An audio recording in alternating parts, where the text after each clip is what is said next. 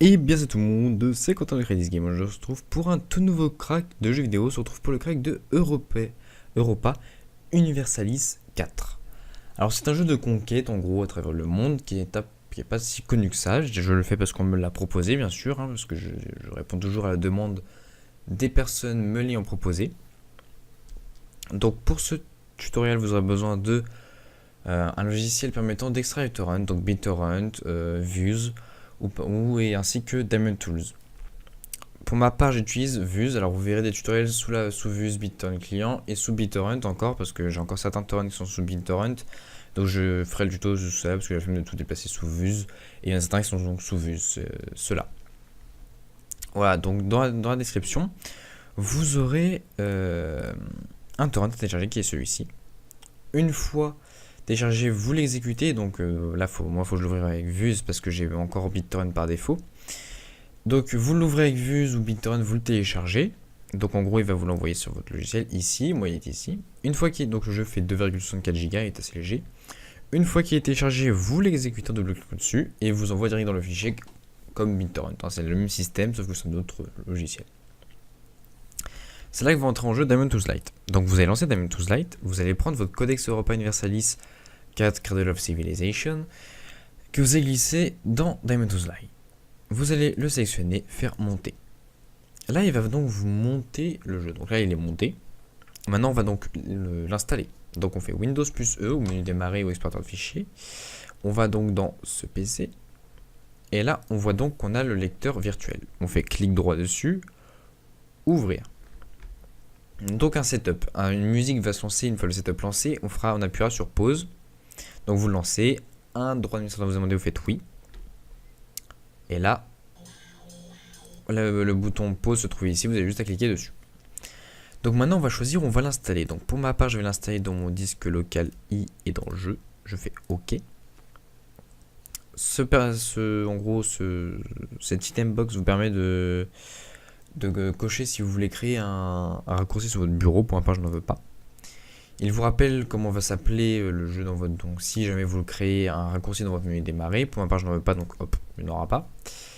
Voilà, là c'est si vous ne voulez pas créer de uninstaller, c'est-à-dire par exemple le point .exe qui va permettre de désinstaller le jeu si jamais il ne vous plaît pas, donc je vous conseille de ne pas le cocher du tout. Comme ça c'est plus pratique, si vous le désinstallez, vous avez juste à lancer un setup.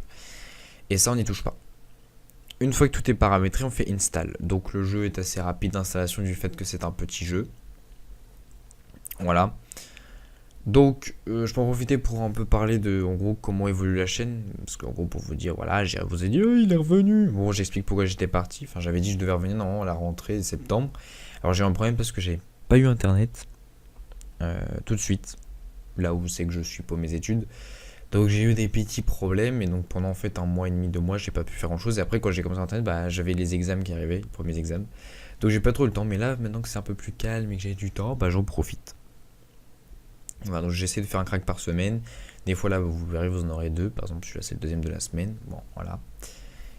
Généralement c'est un crack assez gros et un petit si j'en ai un deuxième. Ou sinon j'en fais voilà. Sinon c'est un vraiment gros je pense dans la semaine.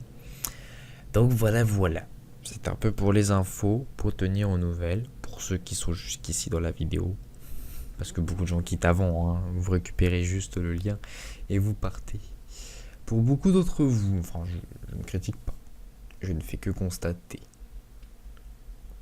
Voilà. Bon, c'est long là. C'est pas ce qui se passe, il stagne. Il y a un blanc. Il ne faut pas avoir de blanc dans une vidéo. Il faut captiver son public. Mais bon, quand il n'y a pas grand chose à placer, c'est pas compliqué. J'ai parlé trop vite, j'ai fait trop mon speech pour expliquer l'absence, c'était un peu trop rapide. Et je comprends pas pourquoi il stagne. C'est un peu dommage. On pourrait aller bien plus vite. Bon, on va faire une pause alors. Et donc on se reprend. Une fois qu'il est installé, il vous met Successfully Installed. Et donc voilà, là votre jeu est installé, donc on peut faire Finish. Donc là le jeu est donc installé, mais il n'est pas craqué. Donc maintenant on va ouvrir l'endroit où c'est qu'il a été installé. Donc on fait Windows plus menu démarrer ou explorateur de fichiers. Donc moi page 1 c'est dans mon disque local I. Dans mes jeux. Et donc faut que je le trouve. Donc il s'appelle Europa plutôt. Ici. Donc on peut voir que dans notre lecteur virtuel, on a dossier qui s'appelle Codex.